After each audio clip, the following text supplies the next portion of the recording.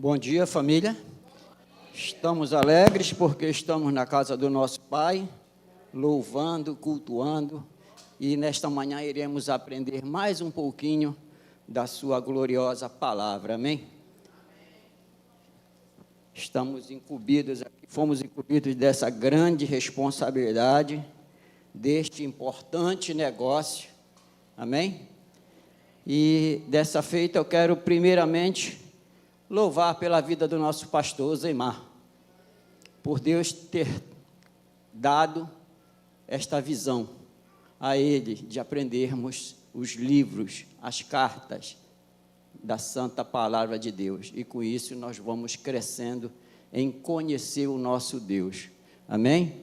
Que Deus continue abençoando esta visão a qual ele tem dado ao nosso pastor. E além das cartas aos Romanos, temos também as cartas de Paulo. São tantas cartas e são coisas lindas, de histórias maravilhosas para a gente levar para o nosso dia a dia, amém?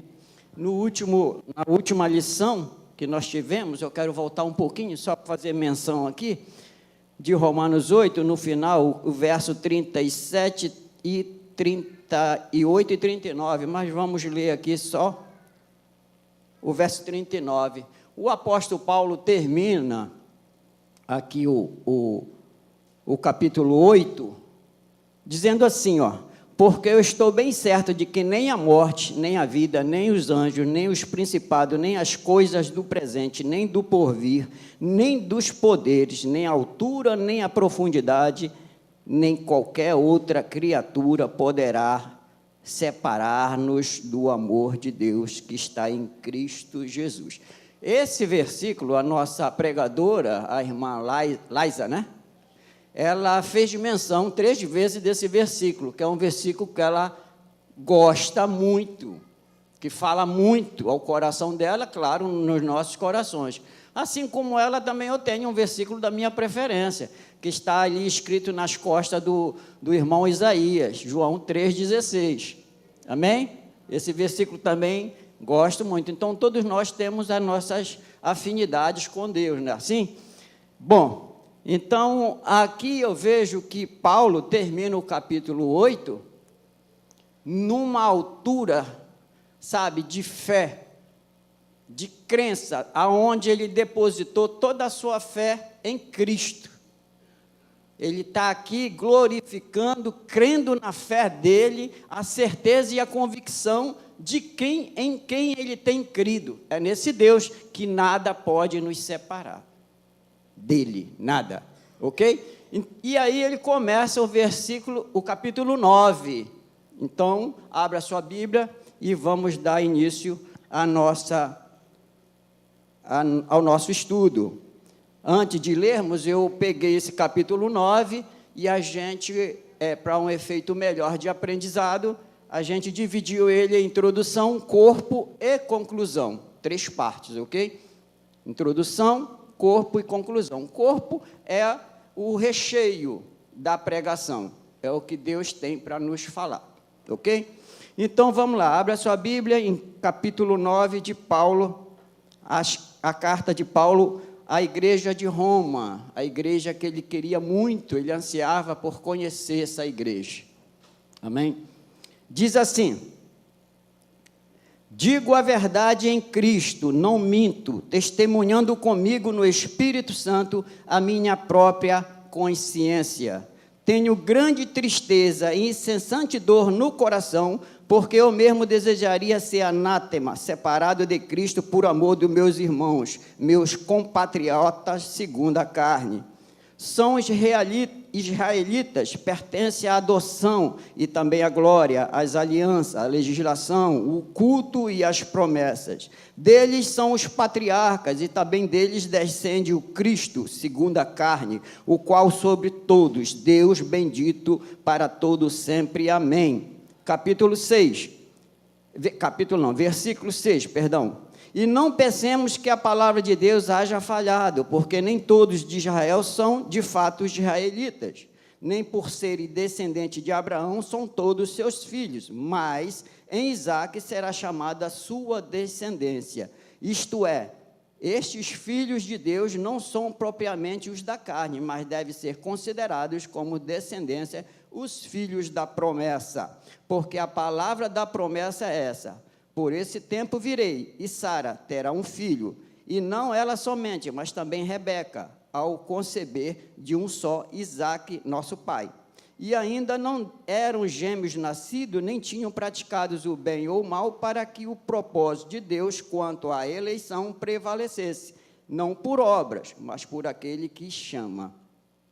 Já fora dito a ela: o mais velho será servo do mais novo, como está escrito: amei Jacó, porém aborreci de Esaú. Que diremos, pois? Há injustiça da parte de Deus? De modo nenhum. Pois ele diz a Moisés: terei misericórdia de quem me aprouver ter misericórdia, e compadecer-me-ei de quem aprouver ter compaixão. Assim, pois, não depende de quem quer ou de quem corre, mas de usar Deus a sua misericórdia. Porque a Escritura diz a Faraó: para isso mesmo te levantei, para mostrar em ti o meu poder, e para que o meu nome seja anunciado por toda a terra. Logo tem ele misericórdia de quem quer, e também endurece a quem apraz. Tu, porém, me dirás: de que se queixa ainda? Pois quem jamais resistiu à sua vontade? Quem és tu, homem, para discutir com Deus? Porventura pode o objeto perguntar a quem o fez? Por que me fizeste assim? Ou não tem o oleiro direito sobre a massa para, do mesmo barro, fazer um vaso para honra e outro para desonra?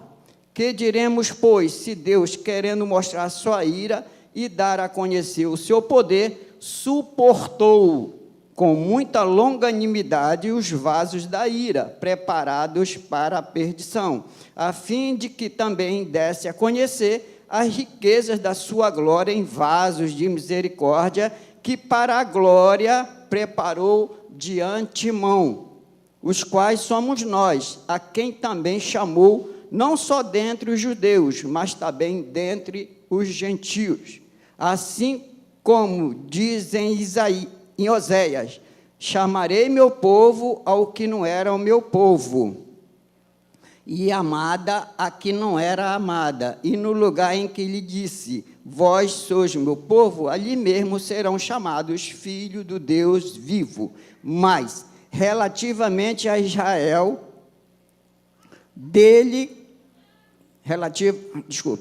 clama Isaías: ainda que o número de filhos de Israel seja como a areia do mar, o remanescente é que será salvo, porque o Senhor cumprirá sua palavra sobre a terra em breve, cabalmente em breve. Perdão. Sim, como diz Isaías, se o Senhor... Em breve. E o versículo 29, como Isaías disse: se o Senhor dos Exércitos não vos tivesse deixado descendência, ter-nos-íamos tornado como Sodoma, semelhante a Gomorra. Que diremos, pois? Que os gentios que não buscavam justificação vieram a alcançá-la? Todavia, aqui decorre da fé. A Israel, que buscava a lei da justiça, não chegou a atingir essa lei. Por quê? Porque não decorreu da fé, e sim como que das obras. Tropeçaram na pedra de tropeço, como está escrito: eis que ponho em Sião uma pedra de tropeço e uma rocha de escândalo, e aquele que nela crê não será confundido. Pergunta que eu faço para os irmãos: tem alguém confundido na sua fé aqui hoje? Lógico que não, se estamos aqui porque nós temos certeza em quem nós temos crido, amém? Glória a Deus. Então vamos começar a nossa aula aqui, nosso assunto. Nós fizemos aqui uma colinha, né, pastor?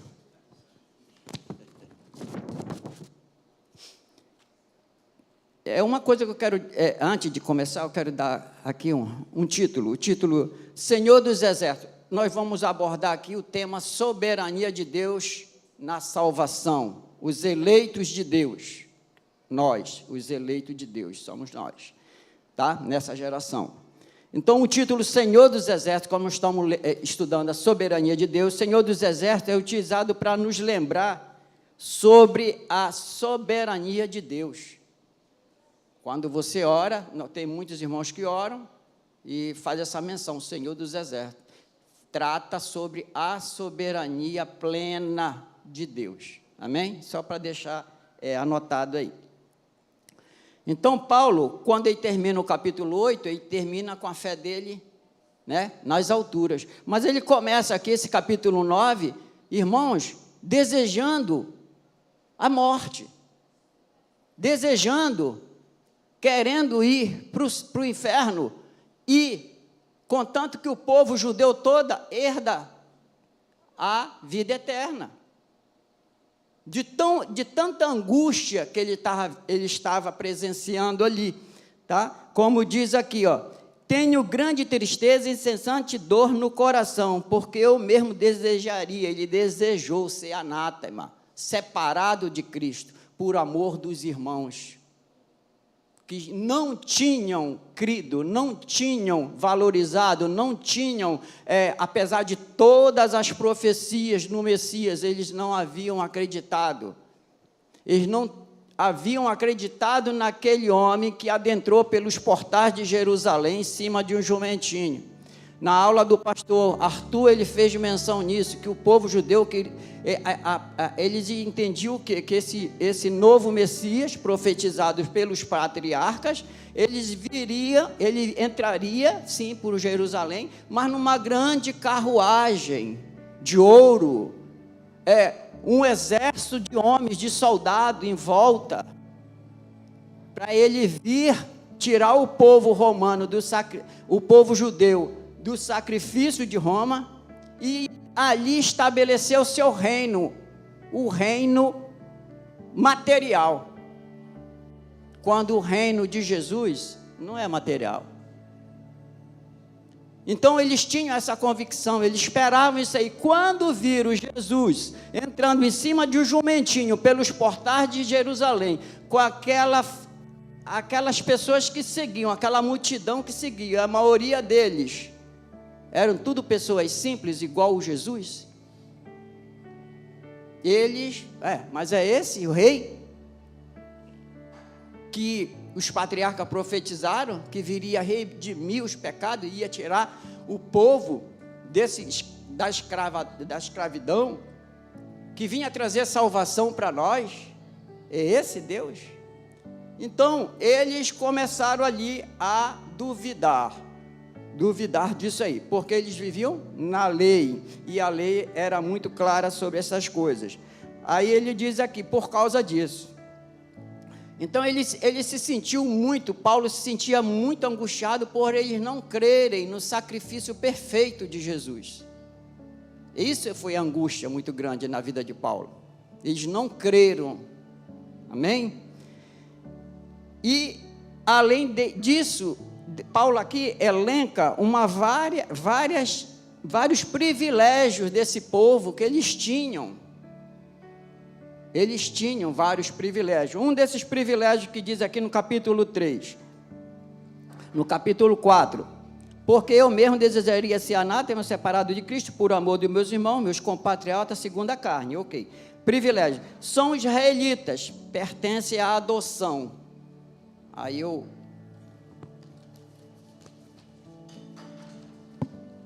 são israelitas, eles pertencem à adoção, são adotivos. Deus escolheu, Deus olhou lá do céu, vamos fazer uma comparação, Deus olhou e viu todas aquelas nações pagãs, e Deus escolheu. Lembra que nós estamos falando de soberania de Deus. Deus escolheu quem? Israel. Eu vou escolher Israel. Por que Deus escolheu Israel para ser o Deus deles? Por quê? Porque Ele quis. Soberania de Deus. Porque Ele quis. Ele faz a hora que Ele quer. Ele decide o que fazer a hora que Ele quer. sem interferência humana nenhuma. Pode ser vamos ler aqui que tinha vários homens que ele dava testemunho desses homens segundo a minha. Então, ele não tem interferência, nunca teve. Então, ele pega e escolhe Israel. Eles eram mais fortes? Não. Eram mais bonitos? Não. Eram mais inteligentes? Não. Não tinha. Na eleição de Deus, não existe privilégios. Na eleição de Deus, não existe nenhuma coisa boa que você faça, e por causa dessas coisas boas, você vai ser escolhido por Deus. Não, irmãos. Não é por obra. Não é por obra. Não é por obra. Então, eles eram adotivos. Isso aí foi o primeiro privilégio. De todas as nações pagãs, Israel foi escolhido para ser povo de Deus. O segundo privilégio, a glória de Deus. E o que é a glória de Deus, irmão? É a manifestação visível de um Deus invisível. E no Antigo Testamento nós temos vários, eu elenquei aqui alguns só. Israel presenciou por várias vezes essa manifestação da glória na sarça ardente. Amém? No Monte Sinai, tá? No tabernáculo com a Shekinah, que tomava aquele lugar, era a glória de Deus. Então Deus estava sempre se manifestando no meio do povo dele. E eles tinham isso, eles tinham essa convicção. Terceiro privilégio, as alianças. Veja que aí na sua Bíblia está no plural, as alianças. Ou seja, os concertos de Deus com o homem. E aqui, nós colocamos aqui as alianças abraânica, davídica, mosaica, tudo com esses homens. Deus fez uma aliança. Então, eles tinham também isso como privilégio. A quarta, a lei, os 10 mandamentos que Deus entregou a Moisés. Foi uma legislação que Deus entregou de código de conduta moral para regular a vida dos seus filhos, para eles não andarem perdidos, para eles terem um norte, para eles terem uma direção no caminhar com Deus, tá? A quinta, o culto a Deus, o nosso culto racional, como Deus quer que nós o cultuemos, né? Cultuar com coração contrito, coração verdadeiro, amém? As promessas, o sexto privilégio, relativo, eles tinham uma promessa relativa ao Messias. Os santos da antiga dispensação, eles viviam em cima da promessa de Deus, o que havia sido prometido a ele, que viria um Messias e que eles seriam salvos nesse Messias. Então eles creram nessa profecia e foram salvos por ela. Esse Messias que haveria de vir, eles creram nisso. Da mesma forma que nós cremos que Jesus vai vir pela segunda vez para resgatar a igreja dele. Mesma coisa, irmão, tá? Mesma coisa. Eles também tinham os privilégios que eram os patriarcas, Abraão, Isaac, Jacó. Esse povo, esses homens, eles vieram da linhagem santa e da promessa de Deus, tá? Eles tinham esses homens como referência.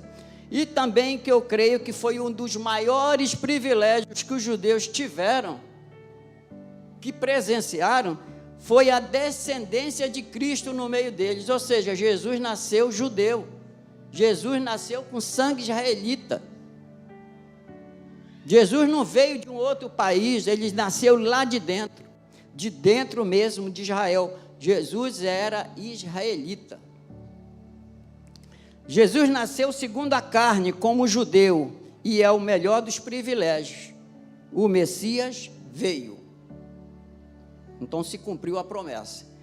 E aqui nós temos um contraste, os privilégios de Deus e a incredulidade, os privilégios que Deus colocou para eles e a incredulidade de Israel. Isso trouxe a Paulo uma profunda tristeza ao ponto dele pedir a morte para Deus, sabendo em outras traduções, diz assim, se possível fosse, mas não é.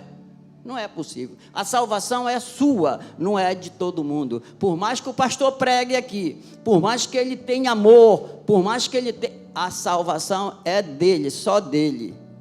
Cada um daremos conta da nossa salvação. A salvação, ela é individual. Amém? Por mais que Paulo quisesse,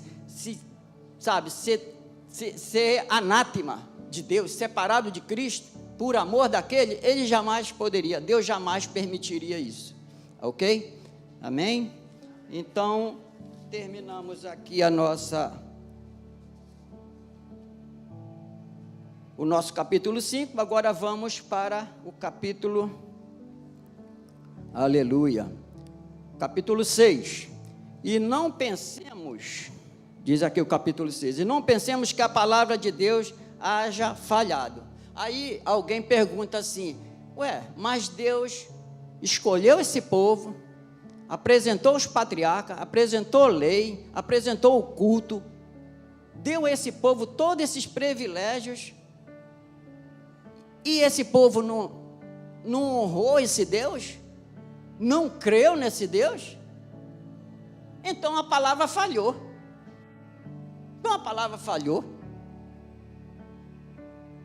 Paulo, um exímio professor, né? Sabedor da lei, ele mesmo pergunta e ele mesmo responde. Aleluia.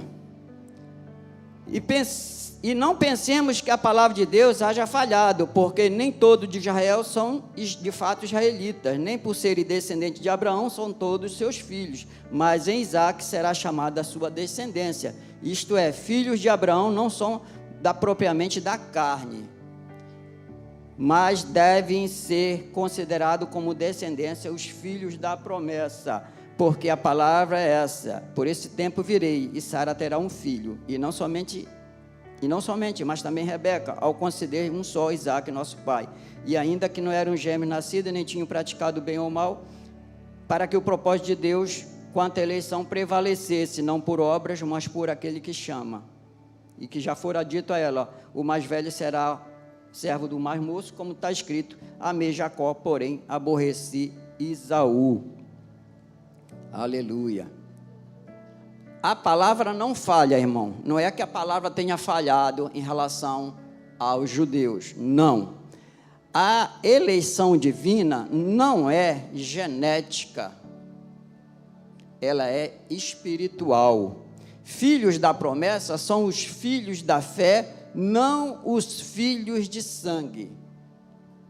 Ou seja, filho de Abraão, a sua descendência será como a areia do mar. É genético. São todos que nascem. Mas filhos da promessa são os filhos do coração de Abraão, do amor de Abraão. Aqueles que reconheceram em Abraão ele sendo um patriarca de Deus aqui na terra. Esses são os filhos da promessa, aqueles que creram em Abraão, são os filhos da promessa. E a palavra ainda fala esses que creram, eles saem, essa promessa tão linda, que eles saem do Israel étnico, ou seja, Israel país, e passam por fronteiras, vão além de Israel, é esse Israel espiritual. Esse Israel espiritual que chegou aqui no beira-mar, que saiu de lá e está aqui, está no mundo, está nos quadrantes do mundo. É esse Israel espiritual, aqueles que dão crédito, que creem no Senhor Jesus. Amém? Glória a Deus. Então vamos agora para o terceiro tópico. A rejeição de Israel não é incompatível com a justiça de Deus. Que diremos, pois, a injustiça da parte de Deus? De modo nenhum. Pois ele diz a Moisés, aqui o apóstolo Paulo cita vários patriarcas para respaldar o que ele está falando. Pois diz a Moisés: terei misericórdia de quem me aprover ter misericórdia, e compadecer-me-ei de quem aprover compaixão. Pois, assim pois, não depende de quem quer ou de quem corre, mas de usar Deus a sua misericórdia. Logo, não é por obra e nem por mérito a misericórdia de Deus, né? Eu quero aqui abrir um parêntesezinho aqui. Eu, Diácono Ronaldo, gosto de correr. Desde quando eu me entendo por gente, eu sempre gostei de esporte, e gosto, e faço as minhas corridinhas de vez em quando, certo? Por que eu faço? Eu pago a minha inscrição, vou correr na Lagoa, vou correr em Maricá, saio correndo por aí. Agora que eu estou mais devagar, porque virou um comércio, o pessoal só quer arrecadar e não dão um devido suporte para os atletas. Mas, eu me inscrevo porque eu sei que tem um troféu lá. E aí o que é que eu faço? Eu vou me preparar, vou para o centro de esporte, corro aí na Washington Luiz, me preparo, velocidade, resistência. Aí quando eu vejo que está se aproximando da prova, vamos lá no dia da prova e vou. Já trouxe vários troféus, tem lá na minha estante. Mérito meu. Claro, com a ajuda de Deus, mas mérito meu, certo? Mérito meu. A misericórdia não. A misericórdia é Deus que dá, certo? Porque Deus escolheu Jacó e não Esaú. Não é meritória, mas incondicional, como já aprendemos. Jacó era melhor que Esaú? Tinha mais virtude? Deus ele escolhe assim, do fim ou do começo, né? Deus escolhe no início de todo ser. Eu passei um pouquinho aqui, mas vamos lá. Deus escolheu, eu quero te mostrar aqui, que quando fala aqui, aleluia, glória a Deus. Tá. Então, para ser mérito, você foi capaz de algo. Honra ao mérito são por obras e por merecimento. Quando Deus nos escolheu, foi tão somente pelo ato soberano dele. Ele que quis. Jacó, se fosse por mérito, Jacó não teria sido escolhido por Deus, porque Jacó só veio ter uma experiência com Deus com 93 anos de idade, lá no Vale de Jabote. Então, se fosse por mérito, Jacó não teria, porque no período da vida dele, ele foi enganador, ele foi um suplantador, ele foi um mentiroso. Então, logo, Jacó não teria, mas Deus quis escolher ele para ser um dos patriarcas, um homem segundo o coração de Deus, amém? Agora vamos entrar aqui no capítulo de 14 ao 18, a rejeição de Israel não é incompatível com a justiça. Vamos aqui o terceiro ponto. Tu, porém, me dirás, de que se queixa ainda? Pois quem jamais resistiu à sua vontade? Quem és tu, homem, para discutir com Deus? Porventura, pode o objeto a quem fez? Por que me perguntar o quem fez? Por que me fizeste assim?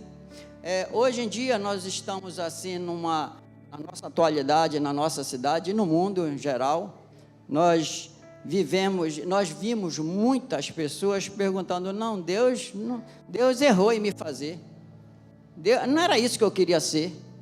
Nós vimos hoje na televisão, na mídia, nas empresas, nas comunicações, você vê isso aí. Eu não queria viver assim, Deus me fez homem no corpo errado, Deus me fez mulher no corpo errado. Não aceita e passa para Deus uma coisa assim, você errou em me fazer, eu não me aceito desse jeito. A gente sabe que isso é um modismo agora que está no mundo esse pensamento. Pessoas trocando a sua natureza, trocando o seu corpo físico, porque ele rejeita aquele boneco de barro que Deus fez. E que esse oleiro não erra, ele é perfeito na criação dos seus filhos, do mundo. Mas o abençoado, ele acha que Deus errou em fazer ele dessa forma. Ele não aceita. Glória a Deus. Ou não tem o oleiro direito sobre a massa, para que do mesmo barro fazer um vaso para a honra e outro para a desonra. Que diremos, pois, se Deus, querendo mostrar sua ira e dar a conhecer o seu poder, suportou com muita longanimidade os vasos da ira? Aí eu quero abrir um parênteses aqui também, só para dar uma explicação nesse texto. Vasos da ira. O que são vasos de ira? Na nossa pequenez e no nosso fato da gente julgar, que a gente é juiz, né? Qualquer coisa a gente está julgando. Eu presenciei, não só eu, o Brasil, o mundo, do grande escárnio que teve há um tempo atrás, um em São Paulo e outro aqui no Rio de Janeiro. Vocês sabem que a cruz, quando os irmãos fazem teatro aqui, a gente põe uma cruz aqui, cruz de madeira. Essa cruz é o símbolo do cristianismo. Amém? É o símbolo do cristianismo. A nossa, ela não tem mais Jesus pregado, porque Jesus ressuscitou. Então a cruz é só a cruz, mas ela tem um símbolo do cristianismo. Num ato que teve um papa que veio, que ele era contra a ideologia de gênero, tinha algumas coisas que ele não concordava, foi uma turma de gente para lá, para frente dessa igreja, as pessoas reivindicaram. E numa dessas reivindicações, eu vou falar porque ficou conhecido, um dos jovens teria introduzido um crucifixo no seu ânus. Foi uma vergonha para a Igreja Católica, Vaticano se envolveu, foi uma coisa feia. Logo em seguida, no carnaval, aqui na Marquês de Sapucaí, uma escola de samba travestiu um dos membros dela de Jesus e o outro de Satanás. E no meio da passarela, ali, os dois encenavam uma briga, diabo e Satanás, e aquela galera todinha assistindo. E em dado momento, quem perde a luta? Jesus. Jesus perdeu a luta, caiu no chão. O diabo pegou ele pelo cabelo e saiu arrastando em plena Marquês de Sapucaí, ó, desse jeito. E aquele povo que estava lá assistindo, todo mundo aplaudindo. Não é revoltante isso, irmãos? Não é revoltante? Não é indigno? Não te dá um... Sabe, quando eu vi aquilo, digo, Senhor, manda fogo do céu, consome esse povo todo. É essa a nossa justiça. Manda fogo do céu, Senhor. Como é que tu tolera isso? Mas ele diz aqui, ele suporta, suporta.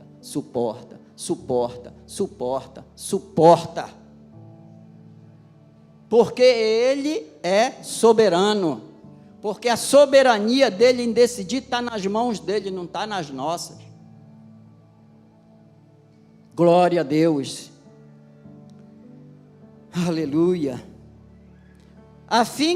Aí diz aqui, isso que me deixa feliz, a fim que também desse a conhecer a riqueza da sua glória, os vasos de misericórdia, que somos nós, que para a glória preparou de antemão. Quero entrar um pouquinho nisso aqui, rápido, porque nós temos escola dominical ainda. Vamos correr. Porque dantes preparou de antemão os vasos da misericórdia. Irmãos, Deus te escolheu, e a palavra de Deus fala que foi desde o ventre.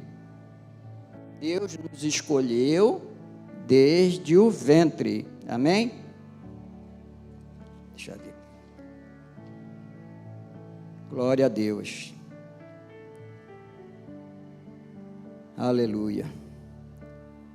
Essa palavra aqui, de antemão, na minha versão, e em outras versões, dantes, fala de, lá atrás, bem lá atrás, tá? Você pode ter aceitado Jesus há 10 dias, há 1 mês, há 5 anos, há 10 anos, mas Deus já te aceitou. Sabe aonde foi? Olha que lindo, eu fui buscar isso aqui. De antemão, Deus te escolheu, não havia forma nenhuma em você. Eita, como é que é isso? Hein? Você já ouviu falar em zigoto, irmão? Quem já ouviu falar em zigoto aqui? Quem sabe o que é zigoto? O que é zigoto? Eu vou falar para vocês. Zigoto é a união, é a fecundação do espermatozoide com o óvulo. E só quem tem espermatozoide é homem, e só quem tem óvulo é mulher. Já cai por terra toda heresia que tem aí. Então, quando os dois se unem, ali se forma o zigoto. O zigoto, uma vez fecundado, que ali começa a vida.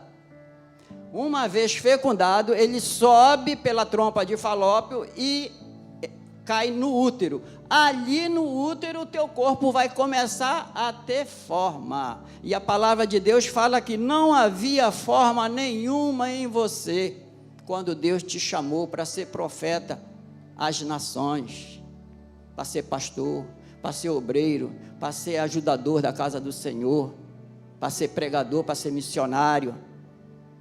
Você ainda não era nem formado. Você não tinha coração, você não tinha olho, não tinha cabelo, não tinha cabeça, não tinha braços, não tinha pernas. Você era um ser informe, não havia forma em você. Que Deus é esse que a gente serve? Que lindo que é. Amém? Glória a Deus. Glória a Deus. Aleluia. E aí nós vamos agora aqui para... Aleluia. Os quais somos nós, a quem também chamou, não só dentre os judeus, mas também dentre os gentios, assim como também diz em Oséias. Aí o Senhor dá outra, põe mais um homem de Deus aqui como referência. Paulo fala, né, de Oséias: chamarei meu povo pelo que não era meu povo, e amada o que não era amada. E no lugar em que ele disse, vós não sois meu povo, ali mesmo serão chamados filhos de Deus vivo. Aqui diz aqui, Deus chamou Oséias e falou para Oséias assim, vai lá e casa com uma prostituta, casa com ela, para que a minha glória seja manifesta. E era Gomer o nome da prostituta. E assim Oséias casou e tiveram 3 filhos. Só que o nome dos filhos, do primeiro é Jezreel, que significa Deus semeia, o Deus espalha, indicando o juízo sobre a casa de Jeú e a dispersação de Israel. Lo-Ruama significava não amada, aí que entra a palavra. Lo-Ami significa não é meu povo. Aí, esses nomes, eles davam uma conotação referindo à infidelidade espiritual de Israel, e Deus reverteu esse significado de nome para amor e reconciliação, quando a graça de Deus entrou ali naquele lar. Então, todos os nomes, assim como nós mudamos. Nós não éramos gentios, nós não éramos ímpios. Deus não mudou a nossa história da mesma forma que Deus mudou na casa de Oséias. E ele passou muito perrengue com aquela Gomer, vocês conhecem a história dele. Muito problema, mas nem assim ele abandonou. Deus não nos abandona. Deus, ele está conosco. Amém? Glória a Deus. Já vamos concluir. A conclusão aqui, agora que eu quero... que eu quero dizer: que diremos, pois, que os gentios que não buscavam a justificação vieram a alcançá-la? Todavia, aqui decorre da fé. Gentios aqui eram os ímpios, no caso, eles viviam assim de uma forma desregrada, mas quando chegou a palavra a eles aceitaram. Eles aceitaram o Senhor, creram no Senhor. Amém? E Israel, que buscava a lei da justiça, não chegou a atingir essa lei? O povo de Israel, eles viviam embaixo da lei. Eles tinham a lei como referência deles, até porque tudo que estava na lei era promessa e eles esperavam dessa forma. Por quê? Por que eles não atingiram a lei? Porque não decorreu da fé deles.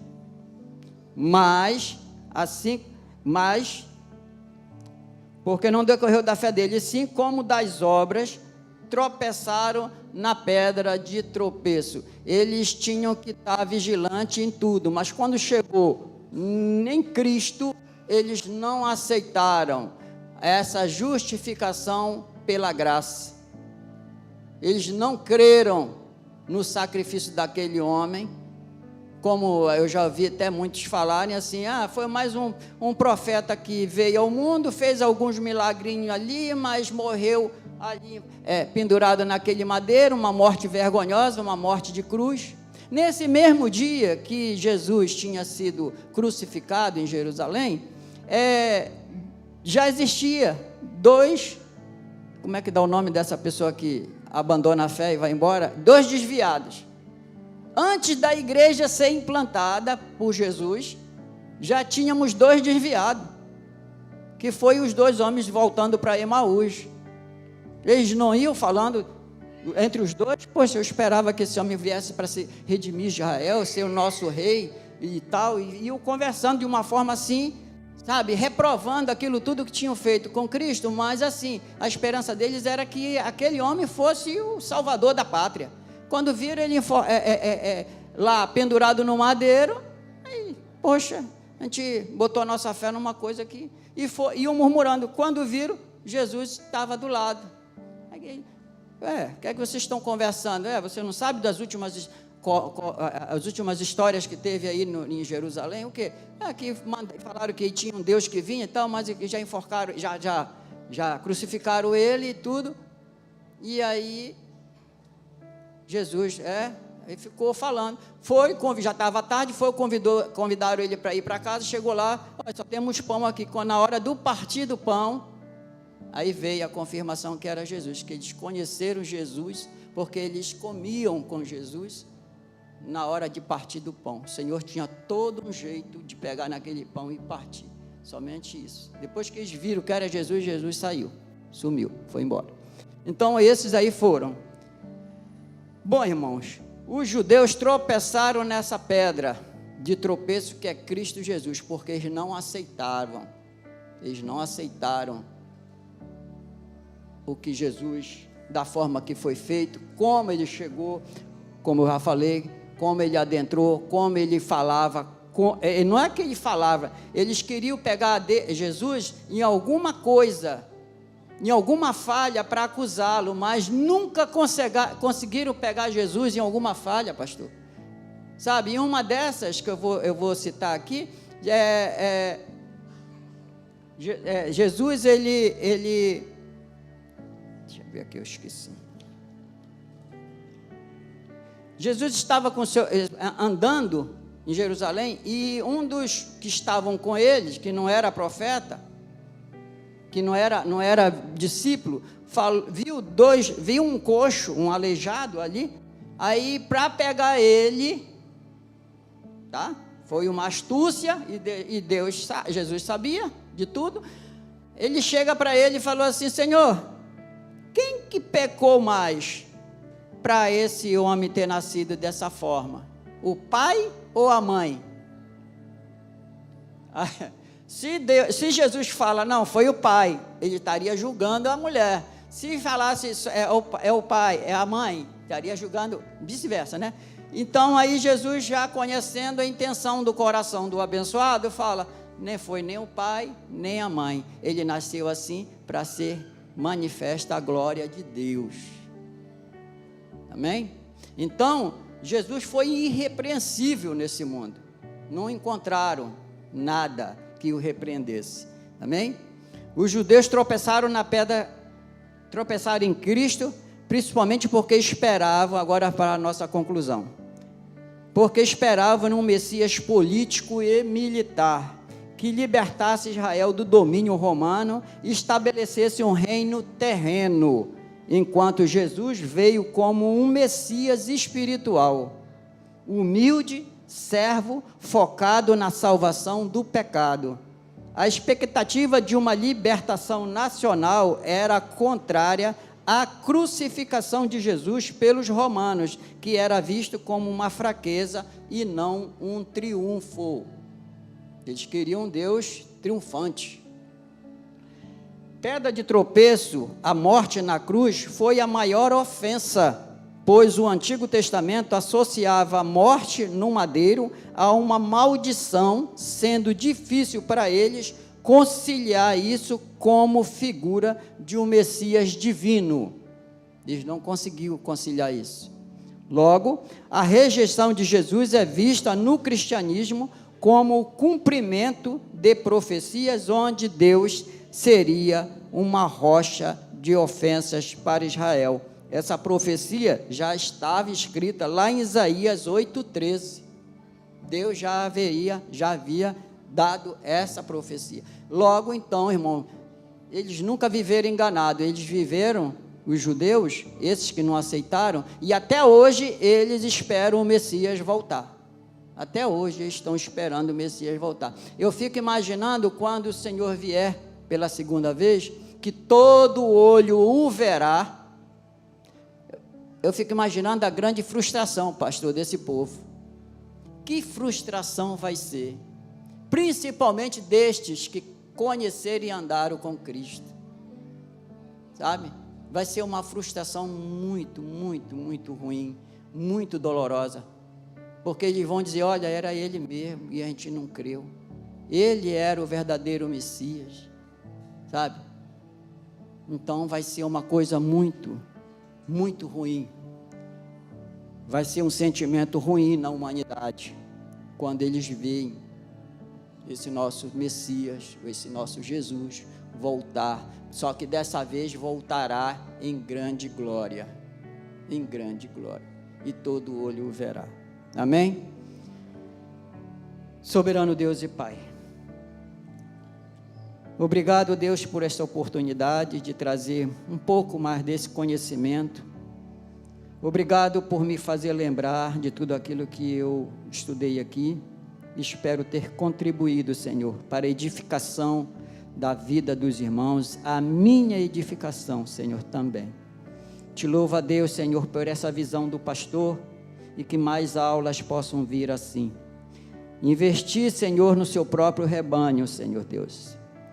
Glorificado seja o teu nome, Deus. Nós te louvamos e já agradecemos essa rica oportunidade, em nome de Jesus. Amém.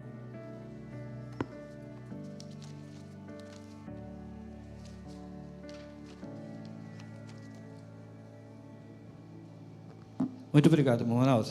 Muito bom estudar a carta de Paulo aos Romanos, né? Preciosa para nós. Esse capítulo, então, que o Ronaldo apresentou, ele disse, esse capítulo fala da soberania de Deus, E eu fico pensando, alguém pode perguntar, né? Se a soberania de Deus, tem alguém que Deus não quer que seja salvo?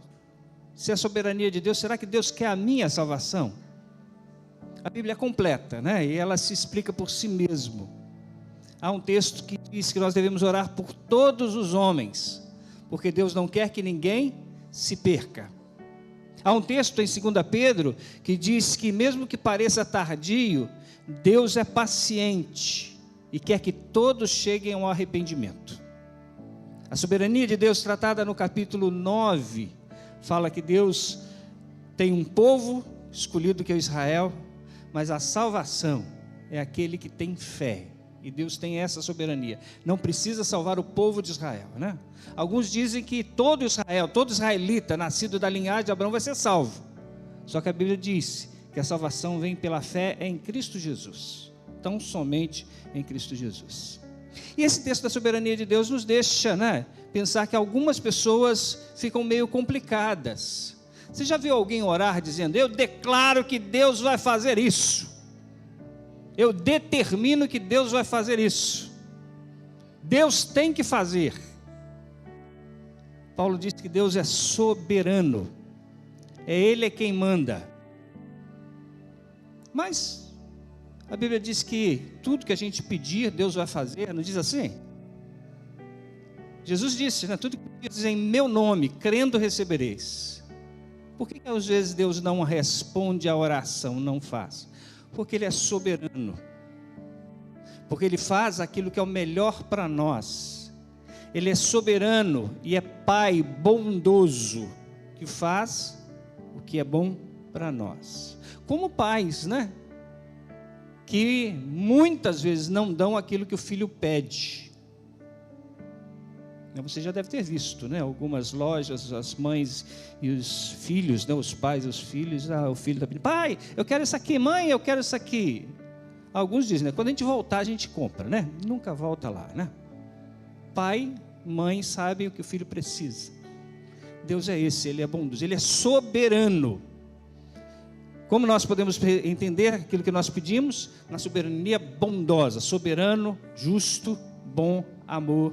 Deus é esse precioso. Muito bom estudarmos, vamos continuar. Quarta-feira a gente estuda o capítulo 10. Eu gostaria muito que você falasse para as pessoas virem na quarta-feira. Você fizesse todo o esforço para estar aqui na quarta-feira. Um culto para a gente poder aproveitar esse capítulo 10. Depois a gente vai dar um tempo e depois o 11 no finalzinho de fevereiro, ok? Então vamos estar aproveitando. Então ore silenciosamente. Com essa oração nós encerramos o culto desta manhã e vamos para a escola dominical aprender um pouco mais, né, na lição aí também sobre Paulo, nos escritos de Paulo. Vamos então estar nos dividindo aí para as classes da escola dominical. Que Deus te abençoe, continue a dar a você sabedoria. Bom dia, família.